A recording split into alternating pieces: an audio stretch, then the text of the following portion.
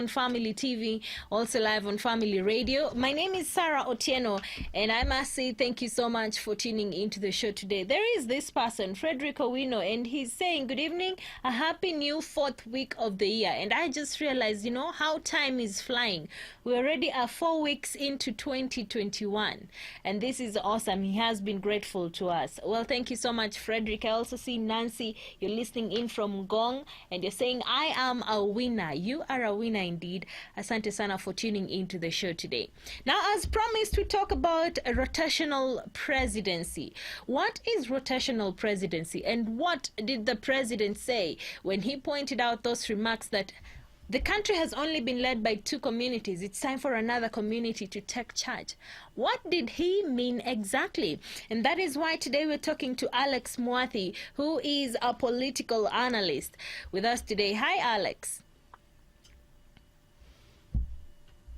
Hi.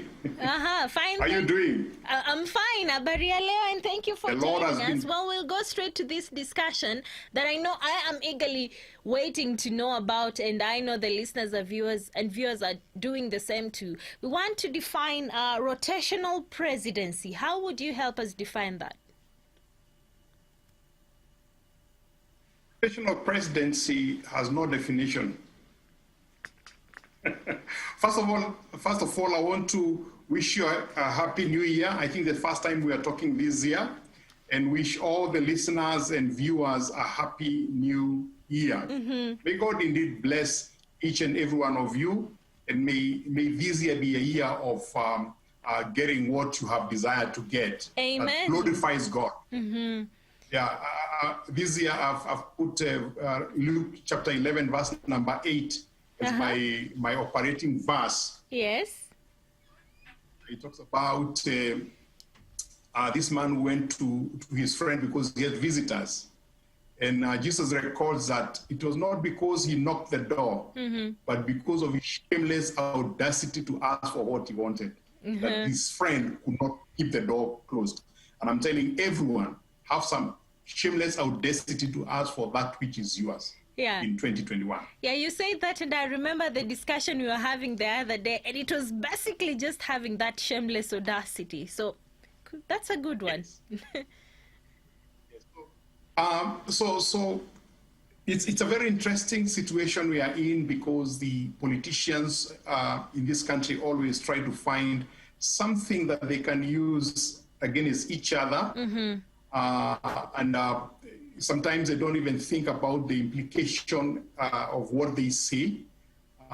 To an extent, as long as it serves me, it doesn't matter what happens to the next person. And that's why this conversation or discussion of rotational thing has come up. The words of the president was that it's time that we changed the people that have been there.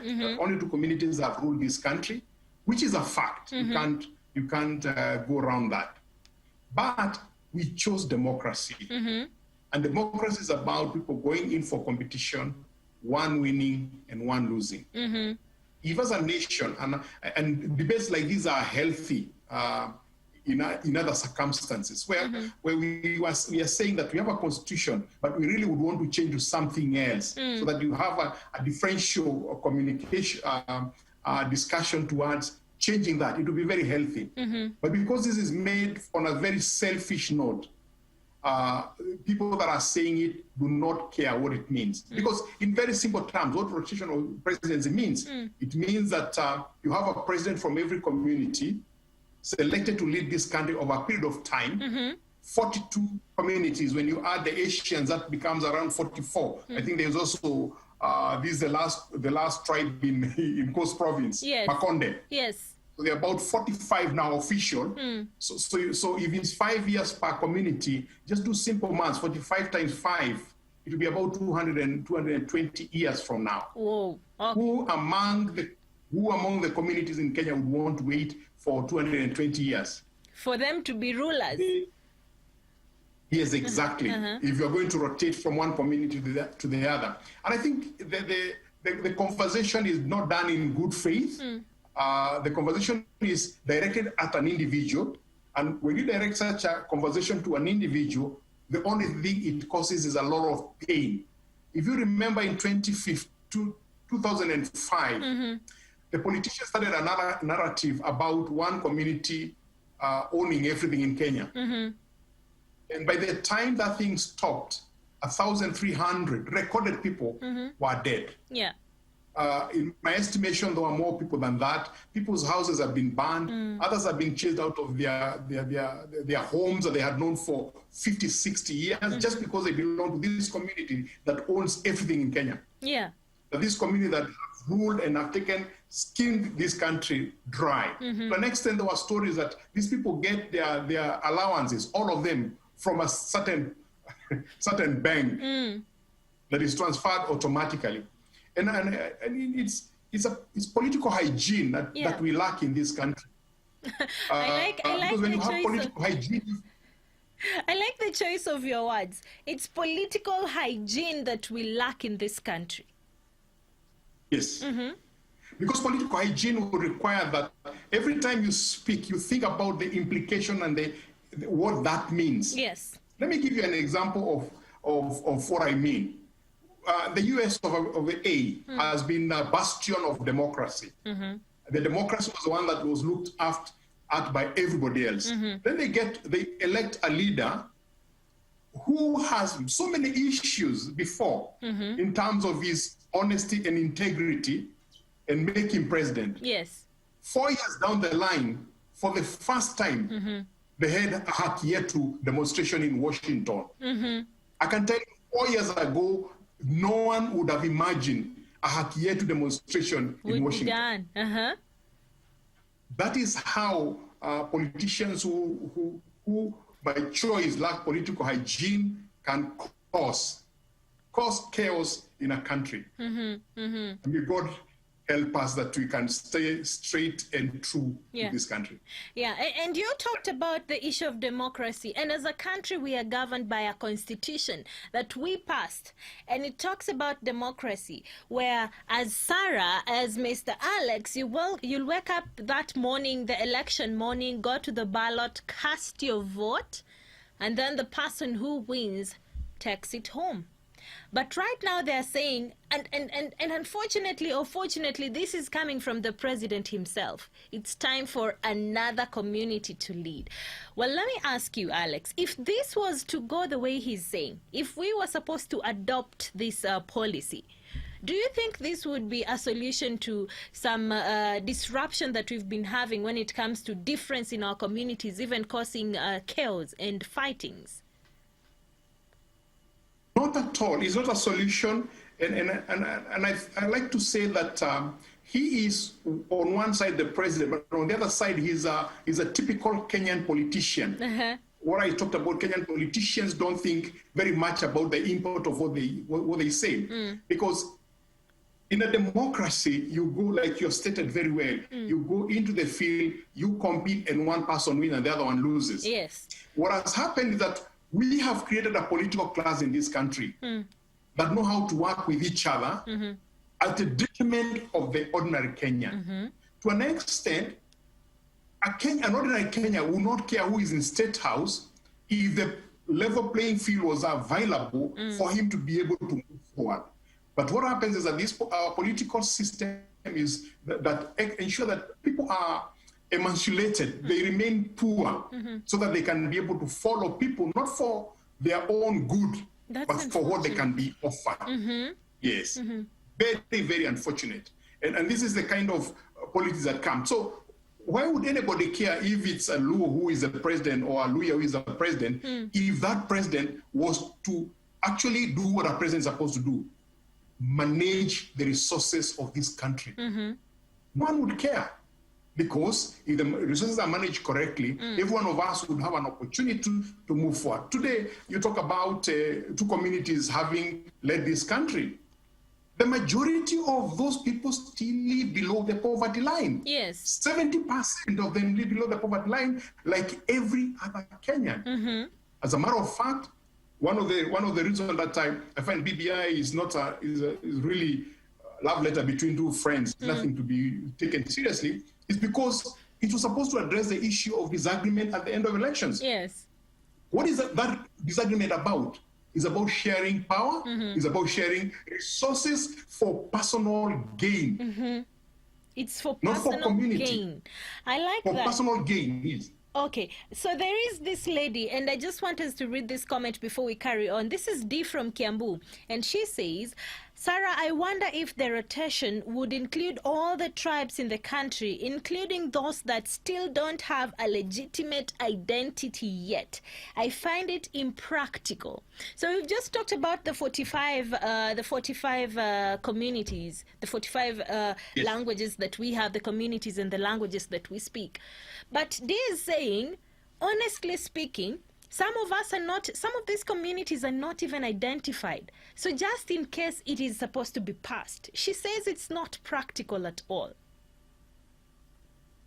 First of all, let's agree that it's not anywhere in offer in terms of a discussion of passing it. Yes. It's the politicians playing their role in terms of creating discussions among the people. But unfortunately, those discussions sometimes end up very badly because they dent the whole idea of bringing the communities together. So there is nowhere that is being discussed. But she's completely right, and that's what I was saying. That is it practical to have 45? Unless we say everybody rules for about 3 or 4 months and moves on.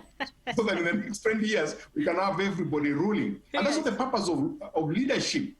Leadership is about going into an office, whether it's an office of governor, office of the president, office of MCA, or whichever office that you're elected into, and managing the resources that you're given so that every person in that region or locality or in the country enjoys the fruits of what you do. Now today, if you tax me at 30%, so that for every shilling I earn, you take away 3 shillings. Yes. And that money is supposed to be expensed in State House to the tune of 2 billion shillings. You tell me, what kind of office spend 2 billion shillings doing? Well, 3-4 billion shillings. That is a lot. And you know what? Just to dive into what you're saying just a little bit. You know, the president today said something very shocking. And in part of what you're saying, that every day 2 billion goes to corruption. 2 billion, Mr. Alex. That means for them to find. As a matter of fact, carry on. As a matter of fact, it's not 2 billion. The government, by its own admission, says that 30% of the total budget is misused. That's corruption. So 30% of the budget is 1 trillion shillings, Sarah. Whoa. 1 trillion shillings. Let me help our listeners so that they can understand what a billion is. Yes. A billion is 70,000 shillings every single day for the next 40 years.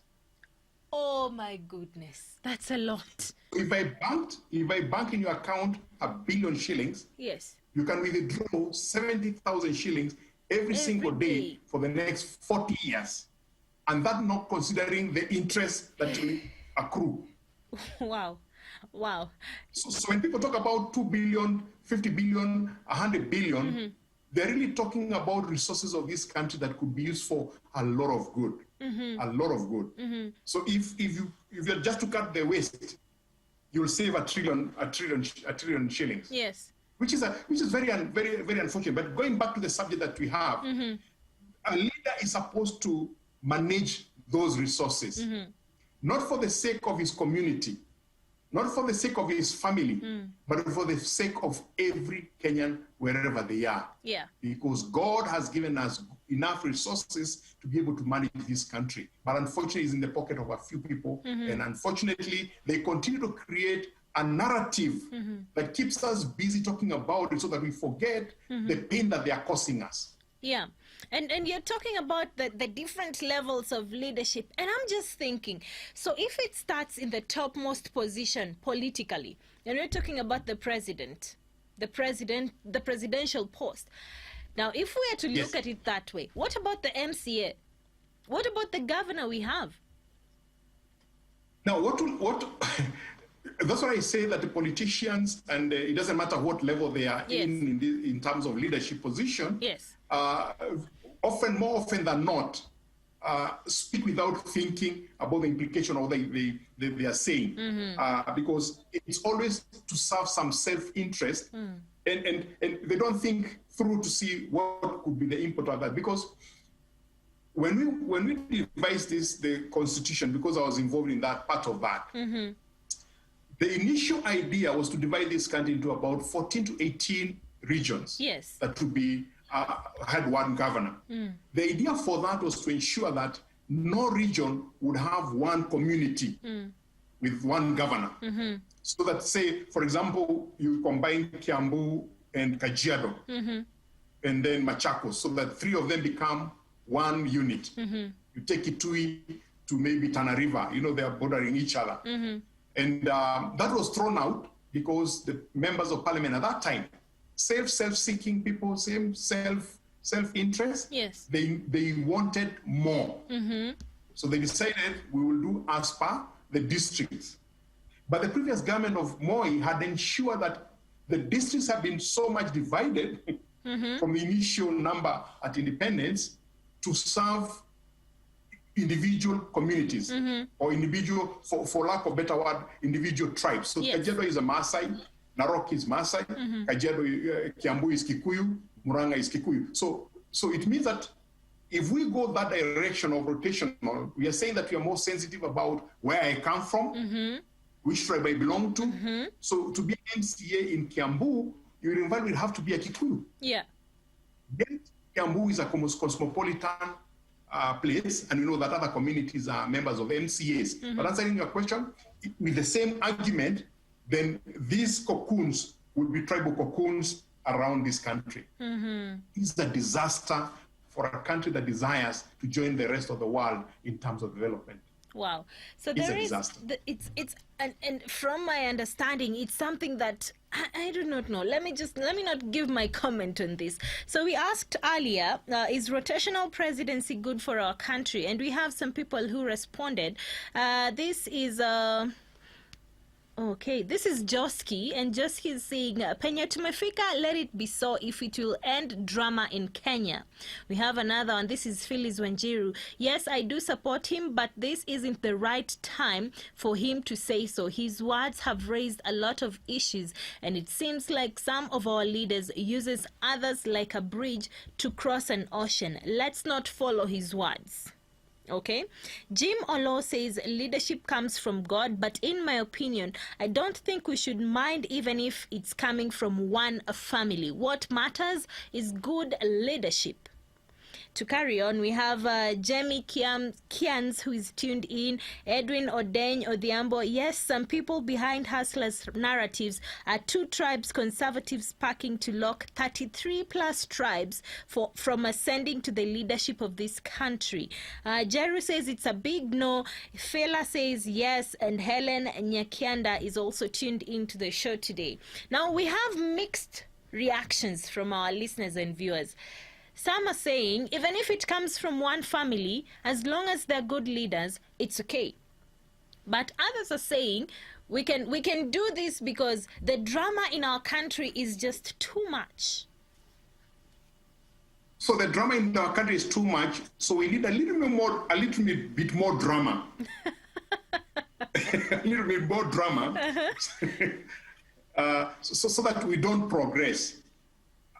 I like that comment that says that, and I've said this several times. It doesn't matter who is a leader. When you look at the corporates in this country, the selection of the CEO has nothing to do with which community you come from. Yes. Unless the main owners, are from a certain community, and it's granted for them to be able to make those decisions. But most corporates, it doesn't matter. But what happens? Every one of us works in those corporates. We get our pound of flesh at the end of the month. Yes, we do, because we're meant to perform a job, and we perform it. Then we are paid. The CEOs and the leaders that are there are also the same. They get paid.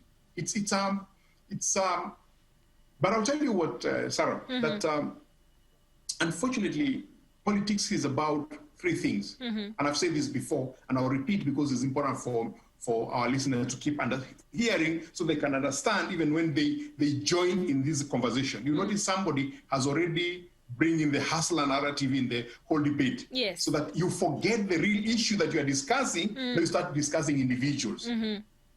I was the other day on a TV show and I almost walked out because I said, look, we were talking about BBI. Yes. Now you're talking about this side and that side. I don't belong to any, so I don't want to be part of this debate. Because when it starts being individualized, then you lose a sense of what you're talking about. Yes.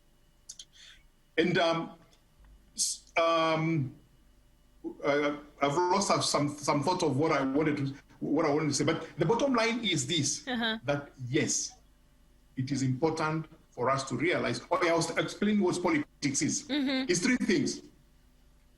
Number one is personality cult. You create a personality. Okay. Okay? Yes. Number two, you create a propaganda agenda. And number three, use that propaganda to mass seduce. Okay. So that in 2002, if you remember, some people created some personality cult in Kibaki. They joined him even when they did not agree with him, pretended to sign an MOU. I want somebody to doubt that for me. And joined together and created Moi Must Go. Yes. And you remember everybody was singing Moi Must Go. In 2007, that formation broke up because it had nothing to do with you, it has to do with individuals. The people who are on this side joined the people who are on this side, and they formed different coalitions in 2007. And now, what was the narrative? 41 against 1. They didn't remember that 41 against 1, 41 was against 1 in 2002. Come 2012, again a different formation comes. We have been sent wrongly to the ICC, which was true, by the way. Was sent there wrongly. Yes. But you use that propaganda to mass seduce people so that a victim mentality is created so that you can be able to support those that were victims of circumstances. Worked very well. 2017, we have a huge plan for you. Yeah? And the elections will be rigged. Yeah. 2 years before, you knew that the election would be rigged. So that's the propaganda that was created. Fortunately, it didn't boil out to be the same as 2007. So now when you go to 2022, one propaganda is the hustler propaganda, narration. Yes. The other one is BBI. So BBI has lost traction because people have called their bluff. Kenyans are becoming smarter. They have realized that this BBI was supposed to be building bridges initiative. Building bridges. Now, if it can't build bridges among the leaders, yes, what other bridges can it build? So people have called their bluff, and I think it's understood now. Majority of Kenyans are saying, forget it. You've seen a couple of opinion polls. Although I know you don't believe on opinion polls. So now, that team had to create another narrative. Yeah. And now this narrative is 40 against 2. And God help us, because if we go with that narrative in the election, remember the hustler movement is a class war. That there are people who have and the rest of us who don't have, and they don't give us an opportunity to have. Yeah.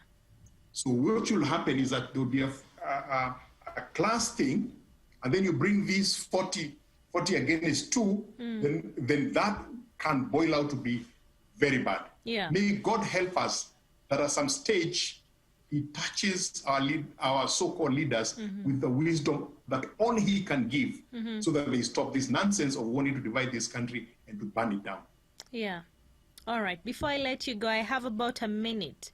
To someone who's listened to the president say this, and as we have put out clearly, this is a matter of two bulls who are fighting. Na wanasema fahali wawili wakipigana, nyasi ndo umia. Nyasi ndo inaumia. Maybe yeah. what is the conclusion word? What can we say about this narrative that has been presented to Kenyans?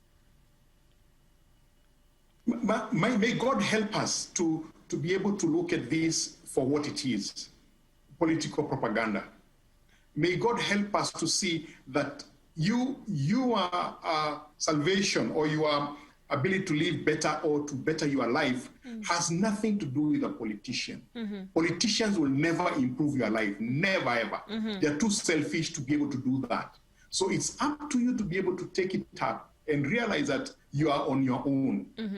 My fellow Kenyan, you're on your own. But God can never leave us, because he said, you never leave us nor forsake us. So we need to refocus our energies and we start ignoring these narratives that come to divide us. When you're seated in a matatu, we never ask, which community are you, so that I can move to the next seat. Yeah. If we're working together, we never ask which community you're working in, unless we have a few people who are, I say they're stupid to actually make that an issue. But majority of Kenyans don't care. In the neighborhood, we don't choose who we stay with. We borrow from each other's houses, the stuff. Why would we allow a few self-seeking leaders to divide us on tribal lines? It's a big question. Yeah. We must stop and decide that the neighbor that I have is my neighbor. And he, like me, is made in the image of God, and God has put us together so that our differences can build us together. Wow. I like that. And I'm not saying anything to water that down. Thank you so much, Mr. Alex, for coming through for us today. Thank you very much, and God bless you. Okay, bless you too. Well, that has been Mr. Alex Mwathi, who is a political analyst. I want us to take down and literally think about what he just said. Everyone is made in the likeness and image of God. For our shows, log on to www.familymediaonline.com to enjoy a wide variety of programs, from current affairs to testimonials and features, pastoral and inspirational shows, kids entertainment, and so much more. Also stream live on www.familymedia.tv.